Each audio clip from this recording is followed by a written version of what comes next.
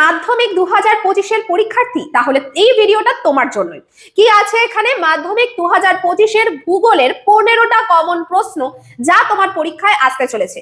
তো আজকের ভিডিওতে আমরা এই প্রশ্নগুলো নিয়ে আলোচনা করব এবং তার উত্তর তোমরা কিভাবে তৈরি করবে সেটা নিয়েও আমি তোমাদের বলে দেবো।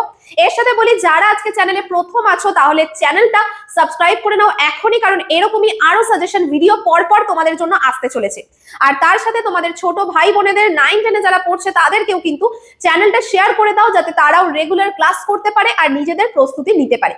তো এবার আসি আজকের যে টপিক, ভূগোলের কমন প্রশ্নের কথায়। তোমরা প্রত্যেকেই এবিটিএ বা ডাব্লিউবিটিএ বা ডাব্লিউবিএইচ এর টেস্ট পেপার নিশ্চয়ই সলভ করছো বাড়িতে। কেউ কিছুটা করতে পেরেছো, কেউ কারণ অনেকটা বাকি রয়ে গেছে। তো তোমাদের সবার জন্যই আমি টেস্ট পেপার থেকে বাছাই করা 15টা প্রশ্ন নিয়ে এসেছি, যে 15টা প্রশ্ন প্রায় প্রত্যেকটা সেটে দেখা গেছে, প্রায় প্রত্যেকটা স্কুলের কোশ্চেন পেপারে দেখা গেছে, প্রত্যেকটা স্কুলের টেস্ট পেপারে দেখা গেছে। তো সেগুলোই কিন্তু আমরা নিয়ে এসেছি তোমাদের জন্য। তো সেই 15টা প্রশ্ন এক এক করে তোমরা দেখে নেবে, আর প্রত্যেকে আমাকে আজকে কমেন্ট করে জানাবে যে এই 15টা প্রশ্নের মধ্যে তোমাদের কটা প্রশ্নের উত্তর একদম রেডি করা আছে। ওকে, চলো শুরু করা যাক। নাম্বার 1 প্রশ্ন কি বলা হচ্ছে? বায়ুমণ্ডলে উষ্ণতার তারতম্যের কারণগুলি লেখো। বায়ুমণ্ডল থেকে কিন্তু বেশ কিছু প্রশ্ন দেখা যায় পরীক্ষায় বারবার আসতে। সেগুলো কি কি এক এক করে বলি। উষ্ণতার তারতম্যের ভিত্তিতে বায়ুমণ্ডলের স্তর বিন্যাস করো। ভীষণ ভীষণ গুরুত্বপূর্ণ একটা প্রশ্ন। যদি তোমাকে পুরো বায়ুমণ্ডলের স্তর বিন্যাস নাও দেয়, এর ভেতর থেকে তুমি কিছু না কিছু প্রশ্ন তো পরীক্ষায় পাবেই পাবে। যেটা বললাম শুরুতেই, যে এমন কিছু জিনিস আছে যেগুলো তোমার কমন পাবেই পাবে, তার মধ্যে এটা একটা টপিক। এখানে একটু বলে রাখি, তোমরা জানো যে এই প্রশ্নগুলো তো আমরা তোমাদের দিচ্ছি, তার সাথে ক্লাসও করানো হবে। এবং তোমরা যদি ক্লাস করতে চাও, তার একটা ছোট্ট জিনিস আমি তোমাদের দেখিয়ে রাখি। অনেকেরই এই জিনিসগুলো গুলিয়ে যায়, তাই তো? তো এগুলো পড়ার একটা ইউনিক টেকনিক আছে। ইউনিক টেকনিকটা কি?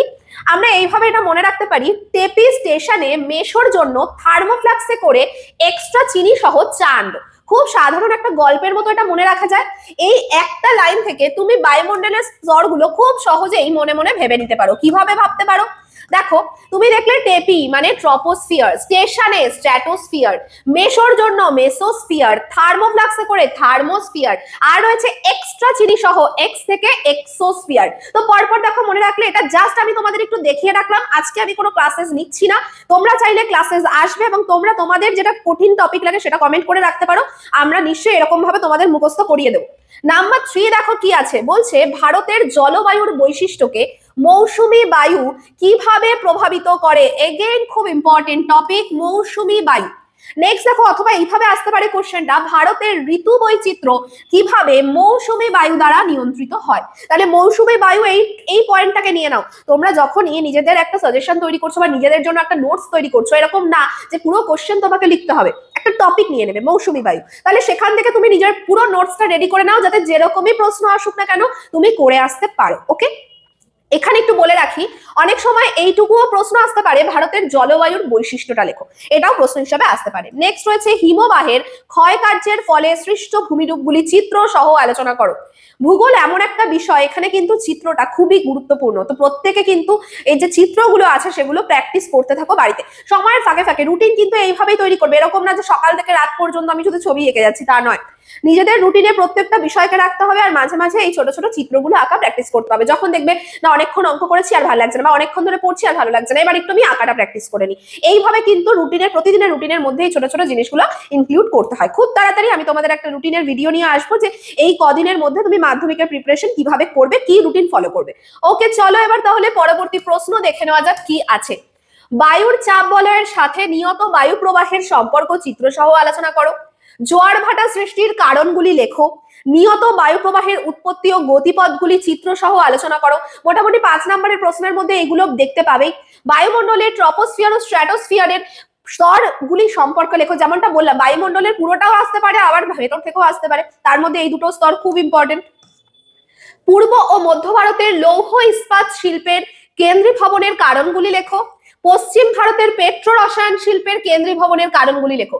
বেশিরভাগ ক্ষেত্রেই দেখা গেছে লৌহ ইস্পাত শিল্প আর পেট্রো রসায়ন শিল্প থেকে প্রশ্ন আসছে, তাহলে এই দুটো তোমাদের রেডি করে যেতে হবে। ভারতের অসম জনসংখ্যার বন্টনের কারণগুলি লেখো। চিত্র সহ শৈলক্ষেপ ও পরিচলন বৃষ্টিপাতের বিবরণ দাও।